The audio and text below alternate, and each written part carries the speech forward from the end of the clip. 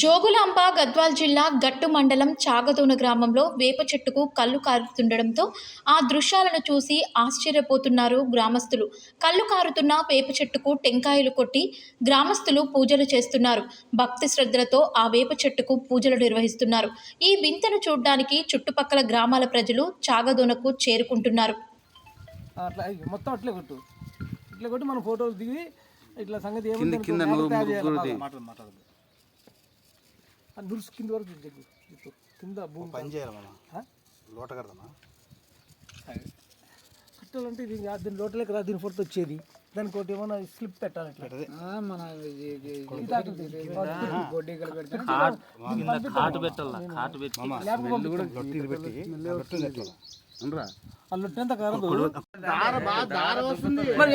అక్కడ ఎక్కడో చూస్తుంది విజయవాడ నీ జరుగు చిత్తుకు చేస్తాడు వీడియో వచ్చినావా అది వస్తాను ఎర్రది అంత నాకేస్తే మాట్లాడుతాడు చెప్పు నాకే చెప్తాడు ఏం నార్మల్ చెప్పు ఏం కాదు నువ్వు చెప్తా చాగదోన గ్రామము గట్టు మండలము జోగులాంబ గద్వాల జిల్లా. మరి ఈ వేప చెట్టుకు 6 రోజులే మన నాగేసిన రైతు దుడ్డెను కారుతుంది. ఇది 6 రోజుల నుంచి ఈ బురుగున ఇంతవరకు వచ్చింది. అది ఎందు గురించి కారుతుందో ఎందు గురించి లేదో నాకేం తెలియదు.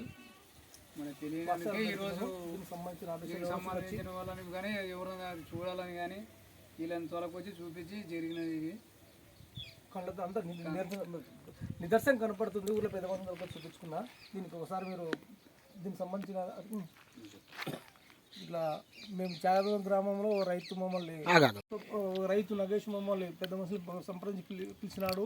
ఎందువల్ల అంటే నా దొడ్లో వేప చెట్టుకి ఒక 5 రోజులు ఉంటే కళ్ళు తీరు కారుతుంది, కంటిన్యూ అవుతుంది. ఇది కారుతూ దానికి స్మెల్ కూడా ఇదవుతుంది.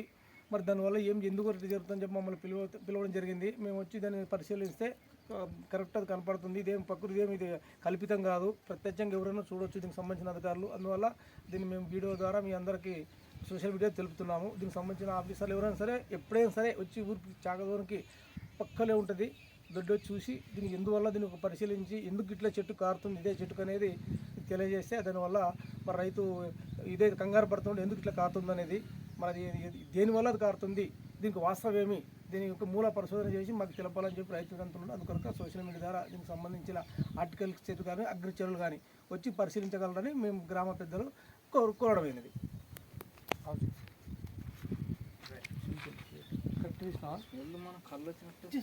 కళ్ళు స్మెల్ వస్తుంది.